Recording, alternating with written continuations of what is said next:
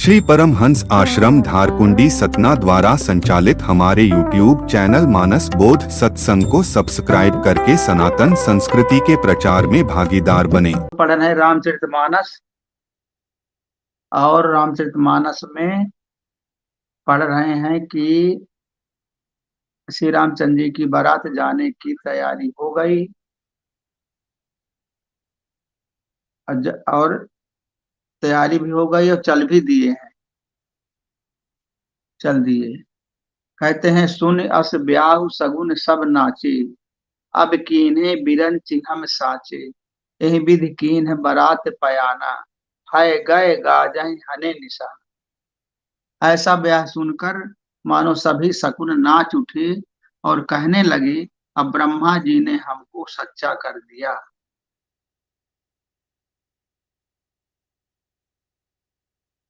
इस तरह बारात ने प्रस्थान किया। घोड़े हाथी गरज रहे हैं और नगाड़ों पर चोट लग रही है। आवत जान भानुकुल केतु, सरितन जनक बंधाए से, बीच बीच बरबास बनाए, सुरपुर सरिस संपदा छाई। सूर्यवंश की पताका स्वरूप दशरथ जी को आते हुए जानकर जनक जी ने नदियों पर पुल बंधवा दिए। सूर्यवंश के पताका स्वरूप दशरथ जी को जब बारात आ रही थी तब नदियों पर पुल बंधवा दिए। पहले जब बारात आती तब पुल बंधवाती थी। आजकल पक्के पक्के पुल बन रहे सब जगह, एडवांस बड़े बड़े पुल। उस समय इतनी सुविधा नहीं थी कि कोई पहले से पुल बंधवा दे। इतना लोगों में पावर नहीं था, न इतना धन था, न इतना लोगों के पास जानकारियां थी पुल बनाने की जानकारियां थी, कैसे पुल बनाया जाए। तो बड़े बड़े नदियों पर पुल बना देना, आजकल समुद्र पर पुल लोग बना रहे हैं। तो पहले लोग क्या करते थे, नदियों पर पुल बंधवा दिए। जब आते हुए जाने तब नदियों पर पुल बंधवा दिए। और उस समय पुल इतनी जल्दी कहाँ बनता है, पर टेम्परारी पुल बनवा दिए ताकि तकलीफ। बीच बीच में ठहरने के लिए सुंदर घर पड़ाव बनवा दिए। बीच बीच में रुकने के लिए सुंदर सुंदर पड़ाव बनवाए। कहीं कहीं अपना रुकने की व्यवस्था कर दिए, टेंट लगवा दिए होंगे या कुछ और का अच्छा करवा देते थे पहले जमाने में। एकदम डायरेक्ट पड़ा ये तो हमें, जिनमें देवलोक के समान संपदा छाई है। सुंदर व्यवस्था राजाओं का काम था, सुंदर व्यवस्था हो जाती थी। आसन शयन सब बर बसन सुहाई, पावहि सब निज निज मन भाई, नित नूतन सुख लख अनुकूले, सकल बरात मंदिर। और जहां बारात के सब लोग अपने अपने मन की पसंद के अनुसार सुहावने उत्तम भोजन, बिस्तर और वस्त्र पाते हैं, मन के अनुकूल नित्य नए सुखों को देखकर सभी बारातियों को अपने घर भूल गए। क्या होता था, बारात के सब लोग अपने अपने मन की पसंद के अनुसार जिसको जो अच्छा लगता था, ऐसे अब राजाओं का काम था। सब प्रकार की सामग्रियां बनती थी, तो जिसको जो पसंद आवे उत्तम भोजन और बिस्तर और वस्त्र सब मिल जाती थी। उस समय सिस्टम आज से भिन्न थी। हर जगह जहां जहां राजाओं का काम था उतने गद्दे रजाई तकिया सब चीज पहुंच जाते थे और बड़े बड़े टेंट लग जाते थे और उसी में अपन व्यवस्था कर दी। आजकल वो 5 स्टार 3 स्टार होटल थोड़ी, उस समय वही 5 स्टार। पहले बारात जो है जो आती थी वो बगीचों में रुकती थी। बगीचे बड़े बड़े रहते थे आम के, उसी के नीचे खटिया 10-20 तो चारपाइयां गांव के लोग ले आए, सब वहीं बना देते थे। ये सब नल वल नहीं थी, तो बाल्टियों में ड्रमों में पानी भर करके बड़े बर्तनों में रख देते थे। कुआं थे, पानी का सिस्टम सब। आजकल सब सिस्टम ही बदल गए, अब वो सिस्टम नहीं रहेगी। हाँ हरा समय बड़ा था, हर आदमी राजा बन गया। पहले राजा रंग में भेद था, अब कोई रंग नहीं है, सब राजाओं जैसे ठाट हो गए। सबके पास गाड़ी है, सब सुविधाएं हैं, एसी है, कूलर है, पंखे हैं, सब सुविधा है, सब अच्छे अच्छे जूते हैं, और अच्छे अच्छे कपड़े, अच्छे अच्छे कपड़े हैं जो राजा लोग पहनते थे, जैसे आजकल पहनते हैं ऐसे कपड़े राजा लोग पहन पहन के चलते। आजकल सब कोई पहनते, गरीब भी सब पहन रहे। तो ऐसी बीमारियां भी आजकल सबको हो रही। शुक्र करो पहले राजाओं को होता था, आजकल सबको हो रहे। बड़े बड़े कैंसर, शुगर और जो बड़े बड़े रोग हैं वो राजाओं को होते थे, क्योंकि वो काफी ऐसाराम में जीवन व्यतीत करते। लेकिन आजकल क्या है कि सब आदमी सुख चाहता है, ऐसा आराम करना चाहता है, तो सबको शुगर का रोग, बीपी का रोग, कैंसर का रोग और टीबी का रोग और ब्रेन ब्रेन की बीमारियां, हार्ट की बीमारियां, लीवर की बीमारियां, किडनी की बीमारियां, नाना प्रकार के रोग आम आदमी को होने लगे। खान पान तो वही करते हैं जो राजा लोग खाते हैं, वही सब खाना खाते हैं, तो वैसे बीमारियां भी। पहले शुगर वगैरह को राज रोग कहते थे, ये राज रोग है, सबको नहीं होते, राजाओं को। इतना अंतर आज के समय में आया है। तो जहाँ बारात के लोग अपने अपने मन की पसंद के अनुसार सुहावने उत्तम भोजन, बिस्तर और वस्त्र पाते हैं, उत्तम भोजन पाते हैं, बिस्तर पाते हैं और वस्त्र पाते हैं। खाने पीने पहले दूध की कमी थी नहीं, दूध घी हर जगह मौजूद रहता था, और उसी का सब पूरा खेल है, दूध घी का। बढ़िया सोहारी खाए, पूरी खाए, पूरी हलवा और तस्मई, यही सब बनता था। और चावल दाल और रोटी सब्जी सब मिलता था, यही पकवान थे पहले। और घी, और सब घी खूब खाते थे लोग। तो पहले घी जो है काफी लोग खाते थे, मतलब एक एक छटा घी एक व्यक्ति को मिल जाता तो खा लेता था, एक एक छटा घी, माने आम था, लोग अपने घरों में भोजन के साथ में खा जाते, अब पचा भी लेते। आजकल एक छटा घी कोई खाएगा नहीं, रोज ऐसा ना प्यासी जी को मालूम है सर कि कैसे लोग जो है कैसे खा लेते, छुपरते उपरते नहीं थे, सब खाते थे और सब पच जाता था, और उनको फैट भी नहीं बढ़ता था।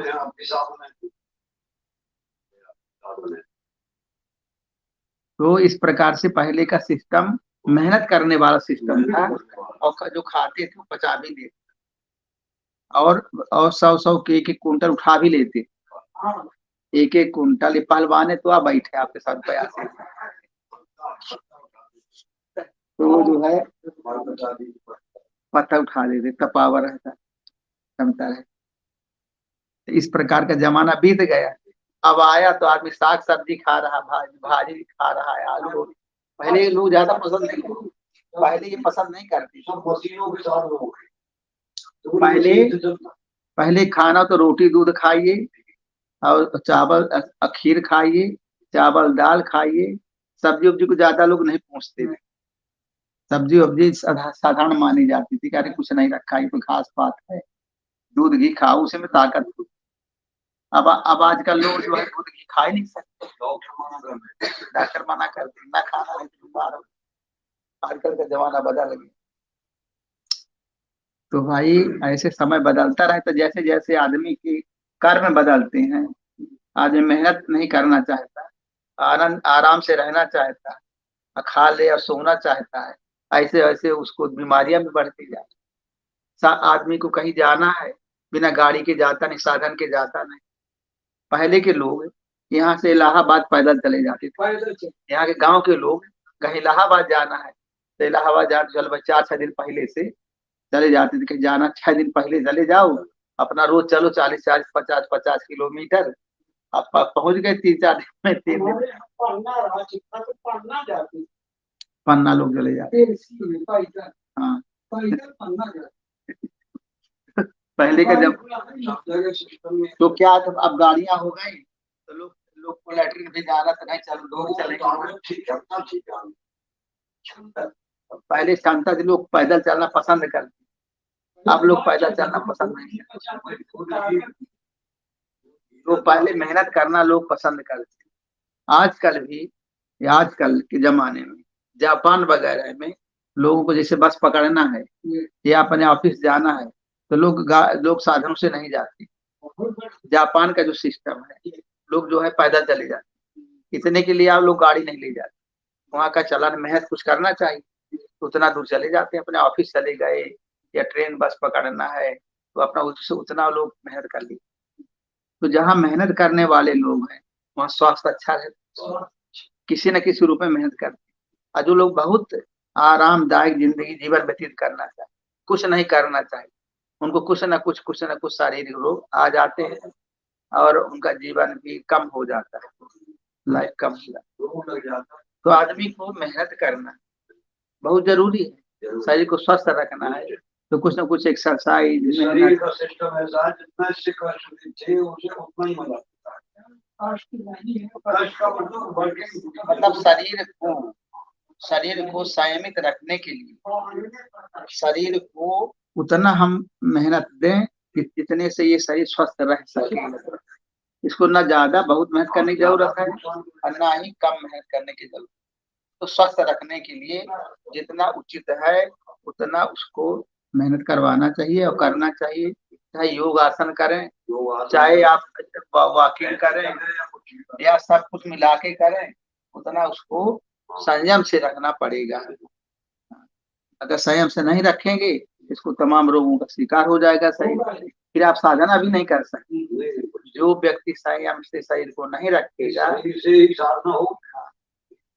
इसीलिए गीता में कहा गया है युक्ताहार विहारस। युक्त मन जितना उचित हो उतना आहार और उतना विहार करना चाहिए। उन्होंने 60 में बता दिया। इसका मतलब ये होता है कि हमें सभी क्रियाएं जितना उचित हो उतना करना चाहिए।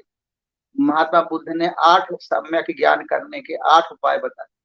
सम्यक वाणी, सम्यक विचार, सम्यक व्यायाम और सम्यक जो है बोलना, सम्यक विचार करना, सम्यक आहार और क्या क्या 8 सिद्धांत दिए। मतलब कोई चीज ज्यादा ना हो न कम हो।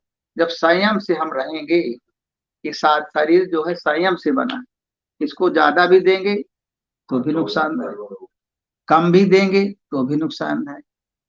तो कहा जाता है कि जैसे गाड़ी है, शरीर हम नहीं है, शरीर एक गाड़ी है। उस गाड़ी में आप जितना डीजल देखता डीजल दीजिए, जितना पेट्रोल चाहिए उतना पेट्रोल दीजिए, जितना उसे मोबियाई लगता है उतना ही मोबियाई। यानी कि सोचे कि बहुत मोबियाई दे देंगे तो बहुत अच्छी चलेगी तो वो भी रुक जाएगी, नहीं रुक जाती। काफी इंजन में आग ज्यादा हो गया तो गाड़ी जो है गैस मोबियल फेंकने लगी, बाहर फेंकने लगी, नुकसान करेगी। डीजल ज्यादा हो गया तो भी धुआं देने लगे। कहीं भी कोई भी चीज ज्यादा होगी तो वो गाड़ी सही नहीं चलेगी। उसको सब जगह ग्रीसिंग खूब कर दीजिए तो भी नुकसान है, ना रहे तो गाड़ी इंजन वो चलाएंगे नहीं, खड़ी रहेगी तो खराब। गाड़ी खड़ी रहेगी तो भी नुकसान करेगी। गाड़ी बहुत चल जाएगी तो भी उसको सर्विसिंग मांगेगी और पार्ट कोई खराब हो सकता है। ज्यादा ओवर चलाएंगे, बहुत तेज चलाएंगे तो इंजन गर्म होगा, वो भी कोई नुकसान करता है। तो हर चीज का एक नियम बना है, उस नियम के अनुसार उसको हम चला सकते हैं। नियम से चलना एक साधना है, खाना है। अब उसके नियम कहाँ से बने हैं? जैसे गाड़ी के नियम इंजीनियर बनाता है, गाड़ी को चलाने का जो नियम है इंजीनियर बनाते हैं। जो बड़े बड़े लोग इंजीनियरिंग किए हुए हैं, बड़े से विशेषज्ञ हैं ऑटोमोबाइल्स के, वो बनाते हैं नियम की गाड़ी को ऐसे इतना दिया जाए, इतना इतना डीजल, इतना पेट्रोल, इतनी सर्विसिंग की जाए, इतने घंटे में ये खराब होगा, इतने घंटे में टायर खराब होगा, इतने घंटे में इसका मोबिल चेंज करना, इतने घंटे में इसमें बैटरी में पानी डालना है, इतने टाइम में जो जो भी है उसका पूरा सिस्टम हमको बता देते हैं, वहाँ लिख के आता है। ऐसे ही शरीर रूपी गाड़ी का जो नियम है वो कौन बनाता है? प्रकृति बनाती है। जिससे हम पैदा हुए हैं, जिससे हम पैदा हुए वो प्रकृति उसका निर्माण करती है, प्रकृति उसका निर्माण करती है, उसका नियम प्रकृति करती है। प्रकृति ने शरीर बनाया, हमने तो शरीर को बनाया नहीं। जब हमने नहीं बनाया है तो हमको प्रकृति से सीखना पड़ेगा कि हम कैसे खाएं, कैसे बैठें, कैसे उठें, कैसे चलें। ये नियम हमने तो नहीं बनाया, प्रकृति बनाती है। ये हमको मेहनत करना चाहिए। सुबह सूर्योदय उठने के पहले पहले उठ जाना चाहिए। हमको कहते 4 बजे उठना चाहिए, हम कहते 4 बजे तो 5 बजे तो उठ जाओ भाई। नियम नियम है कि हम सूर्य से पहले उठ जाएं, उठ करके अपना नित्य नियम करके और वॉकिंग कर लें, कुछ चल फिर लें, कुछ भगवान को याद कर लें, शांत रहता मन, ध्यान कर लें, भजन कर लें, साधना कर लें, अपना योगासन कर लें और ध्यान भाग कर लें। ये सब काम हमें सुबह कर लें। अब सुबह जो उठते हैं तब अग्नि तेज रहती है। आप देखे होंगे बच्चे जो है छोटे छोटे सुबह से रोने लगते खाने के लिए, जैसे उठे उनको खाने को चाहिए। ये बच्चा भर नहीं रोता, ये इसको पता नहीं क्या लगा है।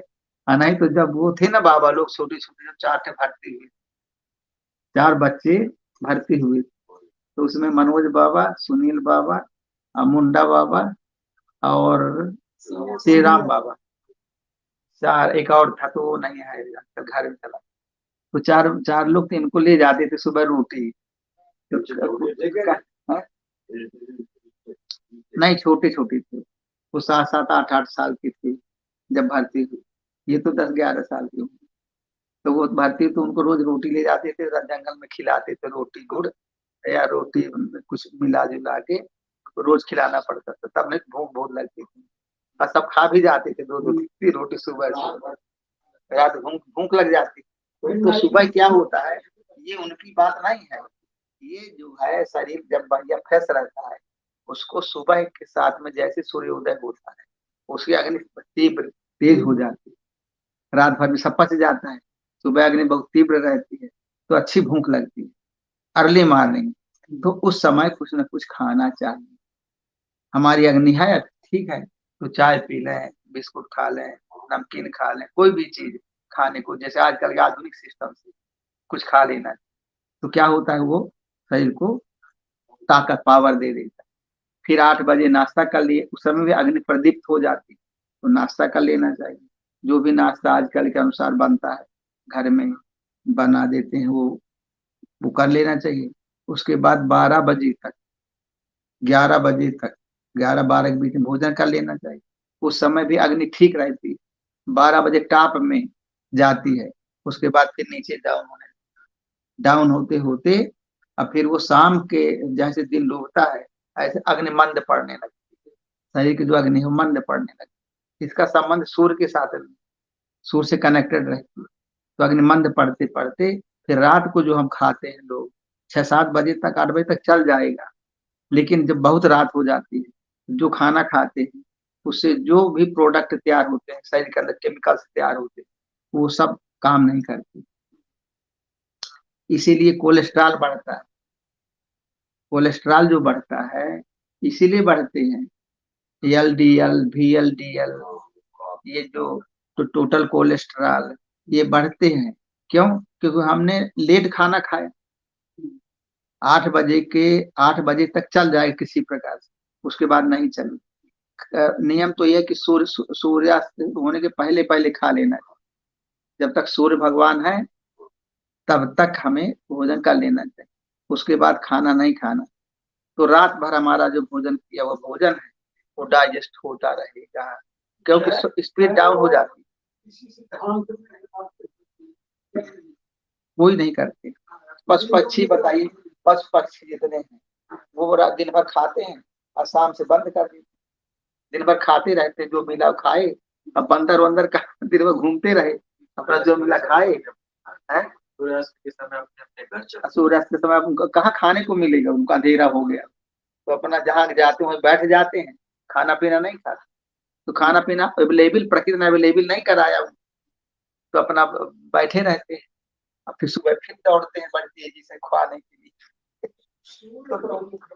हाँ, इसलिए पालन कर्म सूर्य नारी के, हाँ, वो भी नियम है। वो भी नियम है।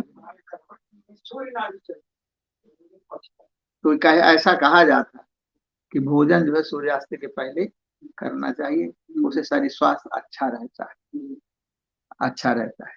तो वो हमारे पुराने जो प्रकृति ने नियम बनाए हैं, उन नियमों को अध्ययन करना और उन नियमों के अनुसार चलना, ये बहुत जरूरी है। अब जैसे कहते हैं कि लोग कहते हैं कि खाने के बाद तुरंत नहीं नहाना, कहा जाता है खाने के बाद तुरंत नहीं, और भोजन करना चाहिए, कपड़ा उतार देना चाहिए। ऐसा क्यों कहा जाता है? इसलिए कहा जाता है कपड़ा पहले उतार के भोजन कर, कपड़ा पहन के भोजन नहीं करते, क्योंकि जब कपड़ा पहन के भोजन करते हैं तो शरीर की हीट निकलती है, गर्मी निकलती है।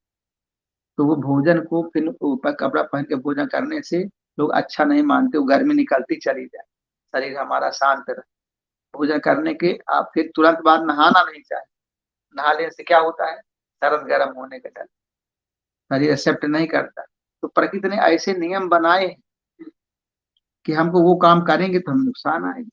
बहुत सारे नियम प्रकृति के बना के रखे हैं, इसलिए सब किताबें बनी हुई हैं, बड़े बड़े हमारे पूर्वजों ने खोज कर करके किसके साथ क्या नहीं खाना चाहिए, क्या चीज खाएं क्या चीज नहीं खाना चाहिए, रात को दिन में क्या खाना चाहिए, किन किन ऋतुओं में क्या खाना चाहिए, सबके नियम बने। अब कहाँ से बने नियम? प्रकृति के द्वारा अध्ययन करके हमारा हमारा शरीर किस चीज को एक्सेप्ट करता है, उस चीज से नियम बने हैं। हम लोग क्या है आजकल, अरे खा लो यार कुछ नहीं, अब रात को कहते हैं रात की मूली सूली, रात को कोई मूली खाएगा तो सूली समान वो कष्ट देगा पेट में बाद में रात को ही मूली खा। ठंडी चीजें रात को खाना नुकसानदायक है, नहीं खाना। पर आदमी कहता है अरे कुछ नहीं होता, आजकल सब लोग खाते तो हैं, कुछ क्या हुआ कुछ किसी को। दूध मट्ठा साथ में नहीं खाना चाहिए, आजकल लोग दूध में मट्ठा डाल के खा रहे हैं, दूध में वो महेरी में दूध डाल के खा रहे हैं। तो ऐसे ही है सब, और उसके दुष्प्रभाव भी देखने में आते। कल मूली और दूध नहीं खाना चाहिए, मूली और दूध साथ साथ नहीं खाना चाहिए, शरीर में नहीं, उसके चमड़ी के रोग हो जाते। तभी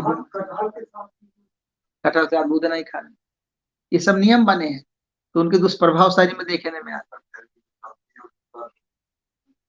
तो आदमी नहीं मानता है, सब खाए पड़ा है।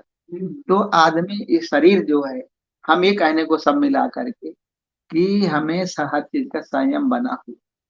जो आदमी जितना संयम कर सकता है शरीर के साथ, ये प्राकृतिक शरीर है, इसके नियम भगवान ने बनाए, ऐसा मानना चाहिए। प्रकृति ने जो बनाया, प्रकृति ही भगवान है, तो प्रकृति ने जो बनाया मन भगवान ने बनाए, उन नियमों के अनुसार हम इसको नहीं अगर चलाएंगे तो हमारा शरीर बैलेंस बिगड़ जाएगा। शरीर हमें कितना बोलना है, हमें कितना व्यवहार करना है, उसका भी नियम। हमें कितनी याददाश्त रखनी है, मेमोरी हमें कितना रखना, किस प्रकार की मेमोरी रखना, उसका भी नियम है। तो हमारा मूड खराब हो जाएगा अगर बहुत विरोधात्मक भाव पैदा हो। मूड, हमको शांति चाहिए तो हमें उतना व्यवहार, ऐसा व्यवहार करना चाहिए सब लोग खुश रहे हमसे और हम भी सबसे खुश रहे। ऐसा व्यवहार न करें कि जिसको देखे उसी पर नाराज जिसको हम देखें उसी पर हम नाराज हो जाए, तो जब हम नाराज हो तो वो भी हमारे ऊपर नाराज हो, यही नियम है ना। तो फिर क्या होगा? विरोधाभास होगा, मन में टेंशन बनेगा और फिर बीमारी तैयार होगी, टेंशन की बीमारी तैयार होगी।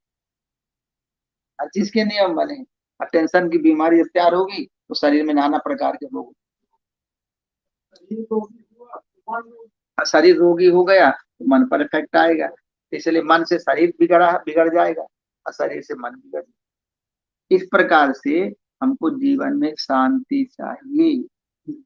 सब मिला करके कोई हमको गाली भी दे तो भी हम चुप रहे, उसकी गाली सुन लें, उस समय ना बोलें, जब उसका समय निकल जाए तब उसको समझा देना। नुकसान तो होगा नहीं, कुछ नुकसान नहीं हो, पर आदमी क्या करता, उसी में लड़ने को तैयार हो जाता, लड़ने को तैयार हो जाता, लड़ने। स्वामी जी कहा था, मतलब ये भी जो कोई तुमसे लड़ाई कर रहा है उसे प्यार करके देखो, सही विरोध करने से क्या है। तो इसलिए कोई हमको डांटता है, कोई हमको डांटता है, सुन लो, कुछ नहीं बिगड़ता है। फिर कुछ दिन में वो अपने कुछ देर बाद अपने आप ही वो चुप हो जाएगा और कहा यार कुछ नहीं करना है, हो गया, कह दिया, वो अपने आप शांत हो जाएगा। तो इस प्रकार से हम लोगों को हम लोग जो यहाँ आए हैं आश्रम में शांति प्राप्त करने को, और ये मानव का स्वभाव है, ये काम क्रोध लोभ मोह मद मत्सर जो है ये कुछ न कुछ ये दिक्कतें पैदा कर, कुछ न कुछ ये हमको लड़ाने की कोशिश कर, लड़ाने का भिड़ाने का। कोई चुगली करने वाला मिल जाएगा तो आपको ऐसे चुगली कर दे कि तुमको ऐसा कह रहा था वो, लो भैया उसने कहा वहां हो चाहे ना कहा हो, तुमको ऐसा चुगली बता देगा कि तुम्हारे मन को खराब कर देगा, बड़ा खराब, बड़ा खराब आदमी, वो तुमको ऐसा कहा तो जगह इनको बैठने को दे देंगे। तो इस प्रकार से ये आदमी को ये माया है, माया कहाँ से बनी है? कि काम क्रोध लोभ मोह मद मत्सर से माया बन गया। काम क्रोध लोभ मोह मद मत्सर आशा तृष्णा विषय वासना, इन सब से माया बनती। ये माया हमारे मन को खींचती। मन जो है, मन ये है निर्गुण, लेकिन जिसके प्रभाव में आता है उसी का काम करता है। ये मन जो है ये निर्गुण है। निर्गुण का मतलब इसमें कोई गुण नहीं है, न सत्वगुण है, न रजोगुण है, न तमोगुण है। ये तो परमात्मा ने बनाया हुआ है मन को, परमात्मा की शक्ति लेकर के ये मन तैयार हुआ है। हाँ ये प्रकृति का तत्व, प्रकृति के तत्व है, परमात्मा के सत्व गुण अंश से सब बने हैं। इनमें किसी का प्रभाव नहीं पड़ता, न शांति का प्रभाव पड़ता, न अशांति, न माया का, न ईश्वर का ये प्रभाव नहीं बनता। ये निर्गुण तत्व है। अगर मान लीजिए ये निर्गुण तत्व न होते तो ये हमेशा माया में रहता, मन कभी कोई मुक्त हो ही ना सकता। अगर मन निर्गुण न होता, मन के ऊपर मन किसी के प्रभाव में बना रहता हमेशा, तो कभी मन मुक्त होता? एक ही प्रभाव, एक ही प्रभाव। तो अब क्या करते हैं साधना करने वाले लोग, साधना करके इसके विषय विकार से दूर हो करके इसी से भगवान का भजन कराते कि राम राम जपो, तो माया का प्रभाव हटाओ और भगवान का नाम जपो। तो ये निर्गुण तत्व है, इसको जो सत्ता काम जो सत्ता हावी हो जाएगी इसके ऊपर उसी का काम कर दो। मन भगवान का भजन भी करने लगता है, भगवान का भजन भी करता है, और अगर माया में क्षेत्र में है तो माया का काम भी करता है। इसकी सत्ता का प्रभाव होता है, उसी का काम करता है। इसलिए मन निर्गुण है, किसी का नहीं। ऐसे शरीर भी निर्गुण है, शरीर भी निर्गुण है, ये भी किसी के प्रभाव में हमेशा नहीं रहता। इसमें भले इंद्रियां हैं, ये इंद्रियां जो है ये भी सब सत्वगुण अंश से बनी, पर ईश्वर के सत्वगुण अंश से बनी है। ये भी चाहे कि किसमें माया है तो शरीर में माया का ही नहीं। क्या देखने में कहीं माया आती है? कहीं नहीं आती। इसमें जिसकी सत्ता होती उसी का प्रभाव भी शरीर दिखाता है। काम क्रोध लोभ मोह में रहेगा तो उसका प्रभाव दिखाएगा, माया का प्रभाव है। अगर शांति संतोष दया क्षमा ज्ञान वैराग्य के प्रभाव में रहे उसका उसके शरीर वैसा रूप बन जाए। इसलिए ये शरीर भी निर्गुण है, ये समझ लीजिए। हाँ जैसे जैसे प्रभाव ऊपर से रहेगा वैसे ही कार्य करेगा। शरीर भी निर्गुण है और मन भी निर्गुण, जो रंग डालेंगे वही रंग बन जाएगा। ऐसे ही सब निर्गुण तत्व। ऐसे ही पृथ्वी है, जल है, अग्नि है, वायु है, आकाश, ये सब निर्गुण तत्व है। इनमें कोई गुण नहीं, जो गुण मिला देंगे वही। हवा में यदि आप गंध फैला दो गंदगी हवा, अगर सुगंध फैला दो सुगंध आएगा। पानी जैसे पानी है उसमें कोई गुण नहीं, जिस जो रंग दे दीजिए वही बन जाता। पृथ्वी में जो रंग डाल दो वही बनती। पृथ्वी जल अग्नि, अग्नि को चाहे ठंडी कर दो चाहे गर्म कर दो वो सब बन जाती। अग्नि, अग्नि का स्वभाव गर्म रखना, लेकिन उसको जैसा कर दो वैसे बन जाती वो। अब वायु भी ऐसे ही बन जाती, आकाश भी ऐसे ही बन जाती, आकाश भी ऐसे ही बन। तो ये सब तत्व जो है निर्गुण तत्व, सब मिला के सब तत्व निर्गुण है। जिसमें जिसका प्रभाव पड़ता होता है वही ये बन जाते हैं। नहीं अगर ये प्रक्रिया होती कि शरीर माया का ही बना है और जो है सब जितने मन है बुद्धि जय चित्तहंकार, सब माया के ही अंश है, माया के ही बने हैं। तो ये कभी माया के अनुकूल ही रहने वाले हैं, तो कभी ब्रह्म को कोई प्राप्त नहीं कर सकता था। आज तक का इतिहास बताता है कि कितने लोगों ने ब्रह्म को प्राप्त किया, जाना, कितनों का अपरोक्षानुभूति हुई। तो अगर ये सही होता कि सब माया के बने हैं, माया ही है, तो फिर कोई ब्रह्म को नहीं प्राप्त कर सकता। ये माया के जरूर बने हैं, लेकिन माया के हैं नहीं, माया से बने हैं, माया से बने हैं, लेकिन ये माया के हैं नहीं। अब ये कही कि माया के जो बने हैं, तो माया भी ब्रह्म से बनी, माया जो बनी है ये ब्रह्म से बनी है, वो भी ब्रह्म ही है, ये शरीर भी ब्रह्म ही है। ले कैसे ब्रह्म है कि जैसे पानी है, पानी को आप अलग अलग बर्तनों में रख दीजिए फ्रिज में, और सुबह देखेंगे तो फ्रिज तो जिस आकार का पानी होगा, जैसे बर्तन में रखे होंगे वही आकार बन जाए, बन के वो निकल आए डब्बा। अगर हाथी के खिलौने में भर दो तो हाथी जैसा निकलेगा, घोड़ा वाला कोई खिलौना हो उसमें भर तो घोड़ा जैसा निकल आए। जैसे बर्तन में भरेंगे वैसा ही वो ठोस बन के निकल आए। अब हमारा मन फंस गया कि ये तो हाथी, ये घोड़ा है, ये कपड़ा, ये घर है, ये नदी है, ये पहाड़ है, ये कोई नहीं, केवल एक ही है, और वो है परमात्मा। पानी है सबके अंदर, सबको पिघला दो सबको गर्मी दे दीजिए, बाहर रख दो धूप में, सब पानी बन जाए। तो आपका यार पानी बन गया, तो पानी तो हाई था, पहले भी था, हमने उसको ठंडी दिया, अज्ञान रूपी ठंडी दिया, ठंडी से वो बन गया पदार्थ। तो परमात्मा ही जम करके ये जगत बन गया है, परमात्मा ही जब जमा ये पदार्थ बन गया, और उसको ज्ञान रूपी हमने गर्मी दिया तो पानी बन गया। अब ज्ञान ज्ञान क्या है? ज्ञान जो हम लोग सीख रहे हैं, जो हम लोग सीख रहे हैं कि सब परमात्मा रूप है, इस बात को जानकारी देना, इसका नाम है ज्ञान। इस बात को हम रिपीट करते रहे, बार बार इसको हम अभ्यास करते रहे कि हम वही हैं, हम वही हैं, हम वही हैं, हम वही हैं, हम माया नहीं है, हम शरीर नहीं है, हम स्थूल शरीर नहीं है, हम सूक्ष्म शरीर नहीं है, हम कारण शरीर नहीं है, मैं शुद्ध सच्चिदानंद घन ब्रह्म हूँ, अहम ब्रह्मास्मि, अयम आत्मा ब्रह्म, प्रज्ञानम ब्रह्म, तत्वमसि, सोहम, ओहम, जितने नाम शब्द किसके लिए दिए जाते हैं? आत्मा को याद करने। आत्मा को याद करने से क्या होगा कि हम आत्मा ही बन जाएंगे। आत्मा को याद करेंगे तो आत्मा बनेंगे, शरीर को याद करेंगे तो शरीर बनेंगे, शरीर को हम याद करेंगे तो हम माया में चले जाएंगे, आत्मा को याद करेंगे तो परमात्मा ही हो जाएंगे। इसीलिए ये इसको सत्संग के द्वारा हम लोगों को इस बात का बोध कराया जाता है। सत्संग में होता ही क्या है? अनात्म तत्व को हटाना और आत्मा का बोध करना। संत महात्मा लोग नाना प्रकार के जो उपदेशक हैं, संत महात्मा लोग यही कहते हैं, भाई कृष्ण लीला कराते हैं, कृष्ण भगवान को याद करो। जितने भी सत्संग के प्रोग्राम होते सब में यही कहते हैं ना, कृष्ण भगवान को याद करो। कृष्ण भगवान ने राधा राधा और सखी साथ में क्या किया, कृष्ण लीला किया। अब उसके सब अध्यात्म बताते हैं, उसको नाना प्रकार से समझाते हैं। तो क्या इसका मतलब हुआ कि हमको आत्मा की ओर ले जाना चाहिए। आप कितना पहुंचते हैं बात अलग है, लेकिन सबको एक ही चीज बता दो कि आत्मा वो कैसे जाने। तो वही वो उसी का नाम है सत्संग। और चाहे आप ओम ओम करिए, उसका नाम भी सत्संग है।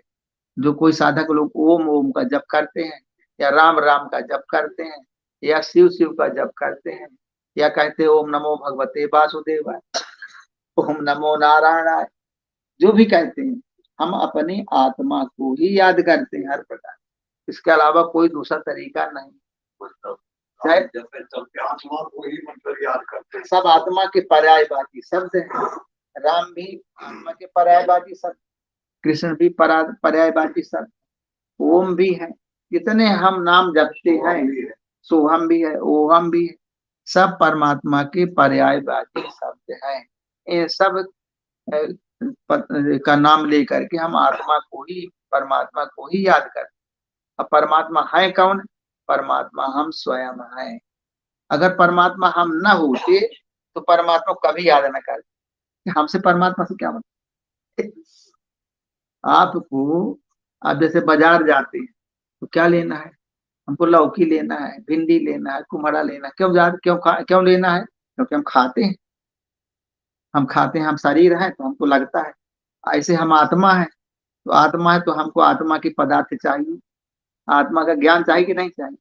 तो हम आत्मा के ज्ञान के लिए अपने आत्मा तो अपने अंदर बैठी, तो हमको आत्मा को जानने के लिए हमको इन चीजों की आवश्यकता है। राम की आवश्यकता है, कृष्ण की आवश्यकता है, शंकर जी की आवश्यकता है, ब्रह्मा की आवश्यकता है, विष्णु की आवश्यकता है, महेश की आवश्यकता है, देवी देवताओं की आवश्यकता है। नहीं तो कोई जपेगा इनको? क्या मतलब हमारा उनसे? हमारा उनसे कोई संबंध है? कोई संबंध नहीं। लेकिन संबंध है, क्योंकि हमारे अंदर जो मूल तत्व है वो परमात्मा ही है। उस परमात्मा को हमें जानना है, इसलिए हम जपते। आजकल के लोग कहते हैं अरे ये बाबा लोग कुछ नहीं करते, बैठे बैठे राम राम राम राम। क्या मिलेगा राम राम जपने? कुछ होता है क्या? तो वो लोग क्या करते हैं, नहीं जानते आत्मा के बारे में। प्रकृति को ही महत्व देते कि प्रकृति सब कुछ करती। वो प्रकृति में भी परमात्मा घुसा, ये नहीं जानते। जहां जाओगे, अगर तुम कहते हो प्रकृति करती सब, तो प्रकृति परमात्मा। प्रकृति बनी कहाँ से? परमात्मा ही तो प्रकृति बन जाता है। इस रहस्य को जानते नहीं। जो थोड़ा मोटी बुद्धि के लोग हैं, वो लोग प्रकृति को अलग मानते हैं, परमात्मा को अलग मानते हैं। अब ये नहीं जानते कि ये प्रकृति परमात्मा ही है। थोड़ा बुद्धि को और विस्तृत करें तो परमात्मा ही है ये प्रकृति। लेकिन उसको क्या मानते हैं कि भाई ऑटोमेटिक सब चल। अरे ऑटोमेटिक कोई चलता है? कोई चीज ऑटोमेटिक करके दिखाओ, कोई चीज चलता है? हर चीज में कोई ना कोई करने वाला है। हम चाहे कोई चीज कहते हैं ऑटोमेटिक, गाड़ी ऑटोमेटिक जा रही, तो बनाने वाला तो है ना। और वो जो बना दिया उसने, वो ऑटोमेटिक कर दिया, उसको तो चल। ऐसे ही हर चीज चलती है, पर बना उसका कोई बनाने वाला है। तो इस प्रकृति को भी बनाने वाला कोई है, और ये चल रही है। तो हम कहते हैं प्रकृति अपने आप कार्य कर रही है। अपने आप कैसे करेगी? उसका भी गवर्नर है। सूर्य अपने समय पर उगता है, अपने समय पर वो डूब जाता है। दिन हो गया, फिर रात हो गई, फिर सुख हुआ, फिर दुख हुआ। फिर जितनी क्रियाएं हैं सब में नियम बने, उन नियमों से कोई अलग नहीं होता। सबके नियम बने, नियमों से कोई अलग नहीं होता। बच्चा गर्भ में आता है, 9 महीने में पैदा होने के नियम बने। हर जीवों के अलग अलग नियम बने, कौन किसका बच्चा कितने महीने में पैदा होगा, और कितने महीने में वो पेट में आएगा, और कितने महीने में पैदा होगा, कब मर जाएगा, सबके नियम बना दिए। पेड़ों में आम का पेड़ लगा दीजिए, बो दीजिए, आप कहें कल है आम फरे लागे। वो अपने टाइम पे फलेगा ना। हर चीज करने भौसा नहीं है, ऋतु आए फल हो। जब नियम को आप पर जाएंगे तब उसमें परिवर्तन कर सकते। बिना नियम पर गए कोई उसको परिवर्तन नहीं कर सकता। प्रकृति के हर चीजों के नियम बने। गेहूं का बीज बोइए तो 2-3 महीना में पकता है, 4 महीने में पकता है। अब आजकल गेहूं आ गया, 2 ही महीने पकाने की सोच रहे हैं। तो जो जो उसके मूल धारा को काटेंगे तो दूसरे इफेक्ट तैयार होंगे, उससे दूसरी बीमारियां तैयार हो जाए। बड़ा संकट। तो ऐसा सबके नियम बने, जब नियम काटेंगे तो उससे उसका उसका प्रकृति से जहाँ छेड़छाड़ करेंगे वही फाल्ट हो जाए, वही गड़बड़ी आ जाए। तो इस प्रकार से प्रकृति भी परमात्मा ने ही बनाया हुआ है। प्रकृति को परमात्मा ने बनाया, वो गवर्निंग पावर बहुत तगड़ा है, उसको कोई वो नहीं कर सकता। इस प्रकार से आज हम लोग इस विषय को समझने की कोशिश कर रहे थे। आज सत्संग का समय समाप्त होता है। ओम श्री सद्गुरुदेव भगवान की जय।